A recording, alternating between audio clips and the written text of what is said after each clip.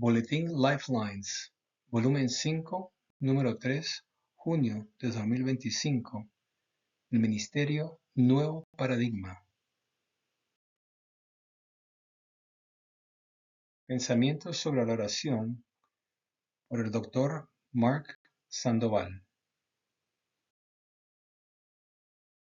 Podrías pensar que todos deberían saber cómo orar, pero la oración es una habilidad, algo que debe aprenderse.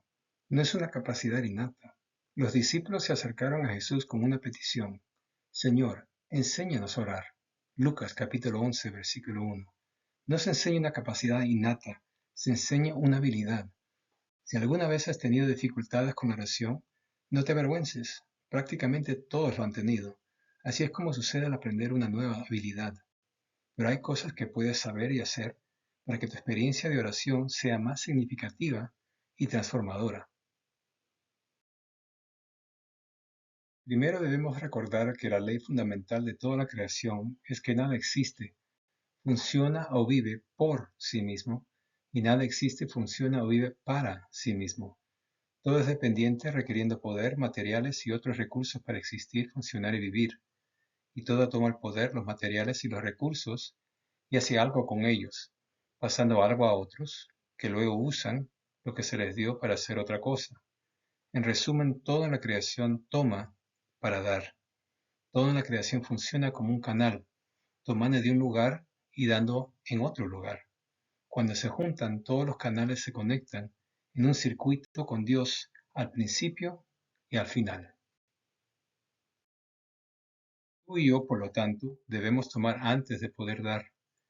Tomamos en un lugar y damos en otro lugar. Dónde tomamos, de quién tomamos y dónde damos, a quién damos, está especificado en la ley de Dios. Los 10 mandamientos fueron escritos en 2 piedras. La primera piedra trata de nuestra relación con Dios. La segunda piedra trata de nuestra relación con otras personas. La primera piedra muestra que debemos tener a Dios como nuestra fuente. Debemos tomar de Él. La segunda piedra muestra que no debemos tener a las personas como nuestra fuente, sino que debemos darles. Honrar a nuestros padres es dar, no tomar. Le damos. Si funcionas como un canal, como dice la ley, entonces solo puedes dar lo que primero tomaste. Entonces damos a otros lo que hemos tomado de Dios. Honramos a nuestros padres no porque sean honorables, sino porque hemos tomado, recibido activamente, honor de Dios.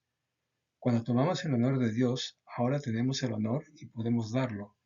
No somos la fuente del honor, por lo que no podemos honrar a otros simplemente tratando de generar honor para honrarlos. Es imposible. Entonces la ley de Dios nos muestra que debemos tomar de Dios y dar a otras personas.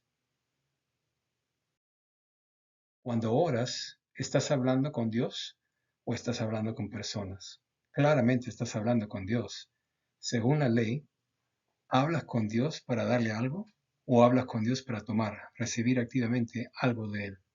Claramente la oración no es para el propósito de darle algo a Dios. Él es la fuente. La oración es para el propósito de tomar de Él lo que necesitas. ¿Por qué? ¿Para que lo guardes para ti mismo? No. La ley es tomar para dar. Tomamos para poder dar. Oramos para obtener lo que necesitamos de Dios para poder usarlo para bendecir a otros. ¿Significa eso que no somos bendecidos nosotros mismos? ¿Solo necesitamos bendecir a otros? No. Significa que somos bendecidos mientras tomamos de Dios y damos a otros para su bendición. Cuando oras, entiende que estás allí para tomar lo que necesitas de Dios para que puedas hacer algo con ello. ¿Quién es el que sabe todas las cosas, incluyendo la mejor manera de satisfacer tus necesidades? ¿Quién es el que tiene todos los recursos que necesitas? ¿Quién es el que es bueno y sabio? ¿Quién es el que conoce el futuro? ¿Quién es el que realmente tiene tus mejores intereses en mente? ¿Quién es el que tiene el poder para hacer que suceda lo que necesita suceder? ¿Eres tú o es Dios? Claramente es Dios. Con esto en mente, ¿quieres que Dios adopte tus pensamientos e ideas? ¿O quieres adoptar sus pensamientos e ideas?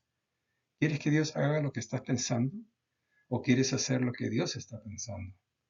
¿Quieres que Él se someta a tu voluntad o quieres someterte a su voluntad? Jesús entendió esto cuando dijo, no se haga mi voluntad, sino la tuya. Lucas capítulo 22, versículo 42. ¿Alguna vez te has alejado de la oración sintiéndote exhausto e insatisfecho? Tal vez estabas tratando de hacer que Dios entendiera tu perspectiva. Quizás estabas tratando de hacer que Dios hiciera lo que creas que necesita hacerse. Estabas tratando de hacer que Dios hiciera esto, que Dios hiciera aquello, que Dios hiciera algo más. ¿Tienes que convencer a Dios de que te ame y te escuche? Si es así, tienes un Dios que no te ama. ¿Tienes que pagarle a Dios con tiempo, servicio, lectura, oración, diezmo, etcétera, para que te ame? Si es así, tienes una relación transaccional, como la prostitución con Dios. Nunca podrás amar a un Dios así, porque un Dios así no te ama. Solo ama lo que puedes hacer por Él o darle a Él. Un Dios así es egoísta. Si ves la oración como un momento para captar la atención de Dios, como tu oportunidad para informar a Dios de algo que Él no sabe, como un medio para convencer a Dios de tu perspectiva, como un foro donde puedes convencerlo de hacer el bien que ves que necesita hacerse, ya sea en tu vida o en la vida de otros, o como la mano que frota la lámpara del genio para que puedas obtener tus deseos, no te sorprendas si no ha estado funcionando.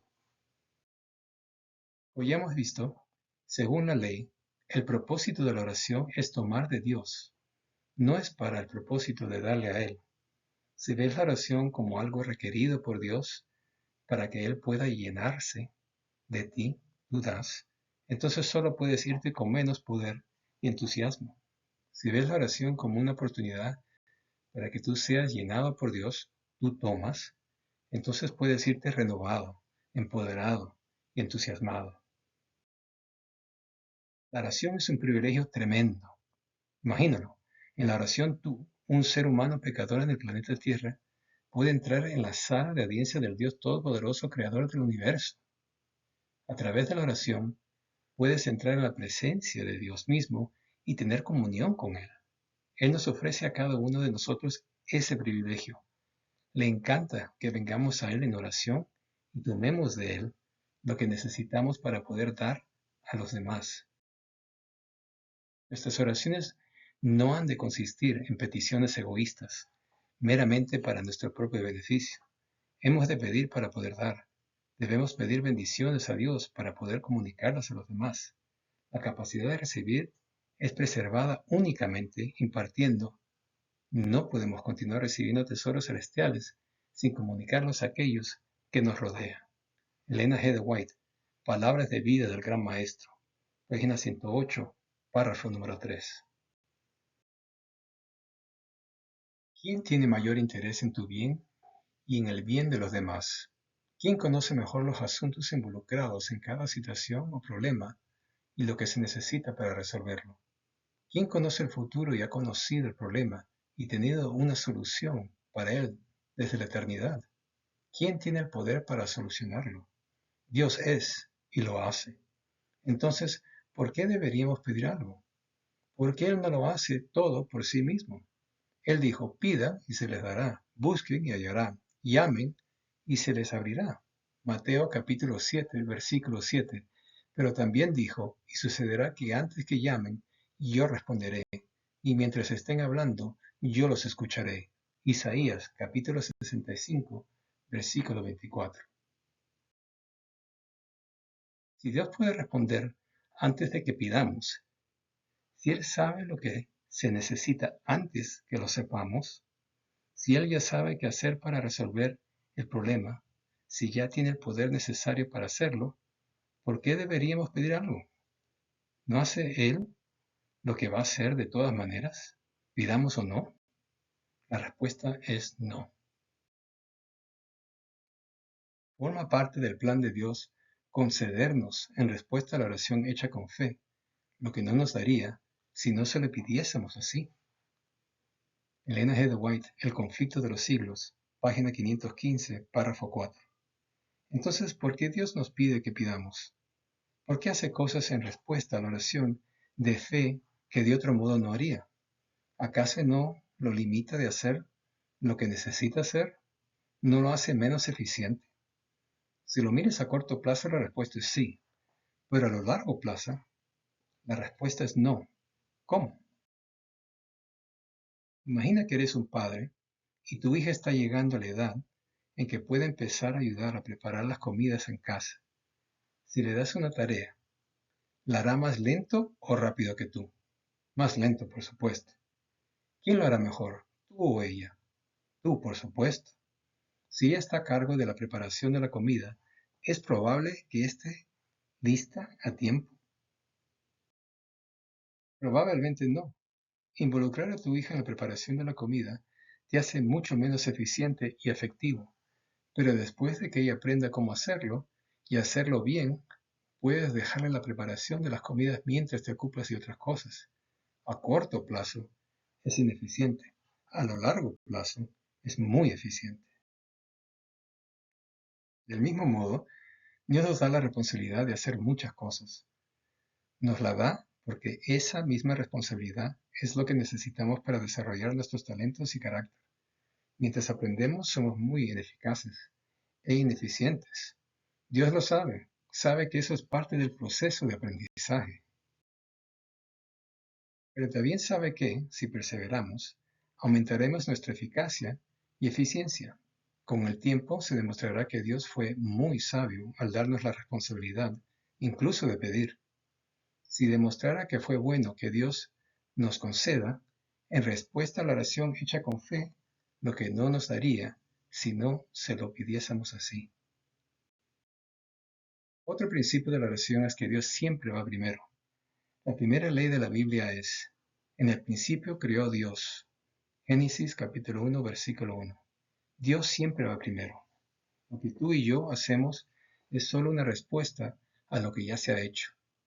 Esto tiene sentido porque la ley muestra que no somos la fuente, somos un canal, y el canal solo puede hacer algo después de que primero se le haya dado algo. Si tienes un deseo desinteresado de algo bueno, ¿de dónde vino? Vino de Dios, porque Dios siempre va primero.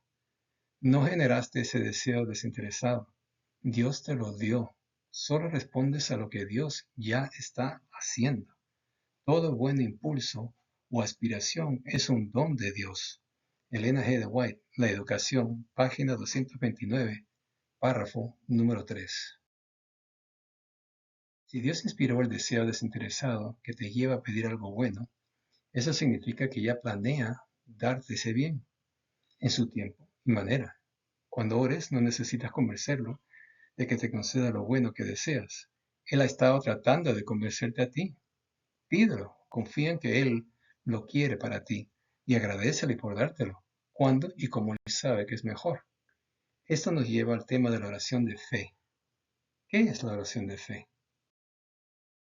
La fe significa confiar en Dios, creer que nos ama y sabe mejor qué es lo que nos conviene.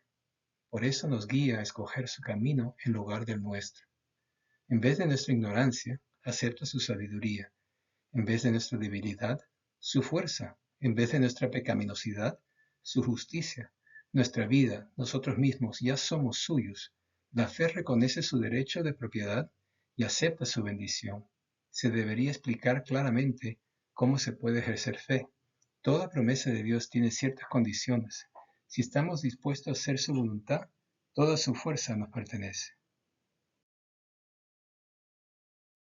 Cualquier don que nos prometa se encuentra en la promesa misma. La semilla es la palabra de Dios. Lucas capítulo 8 versículo 11. Tan ciertamente como se encuentra la semilla de roble en la bellota, se encuentra el don de Dios en su promesa. Si recibimos la promesa, recibimos el don. La fe que nos capacita para recibir los dones de Dios es en sí misma un don del cual se imparta una porción a cada ser humano. Aumenta a medida que se la usa para asimilar la palabra de Dios. A fin de fortalecer la fe, debemos ponerla a menudo en contacto con la palabra. Elena G. de White, La Educación, páginas 229, párrafo número 1, número 3, hasta la página 230, párrafo número 1. La oración y la fe están íntimamente ligadas y necesitan ser estudiadas juntas. En la oración de fe hay una ciencia divina. Es una ciencia que debe comprender todo el que quiera tener éxito en la obra de su vida. Cristo dice, todo por lo cual oran y piden, crean que lo han recibido y se les será hecho. Marcos capítulo 11, versículo 24. Él explica claramente que nuestra petición debe estar de acuerdo con la voluntad de Dios.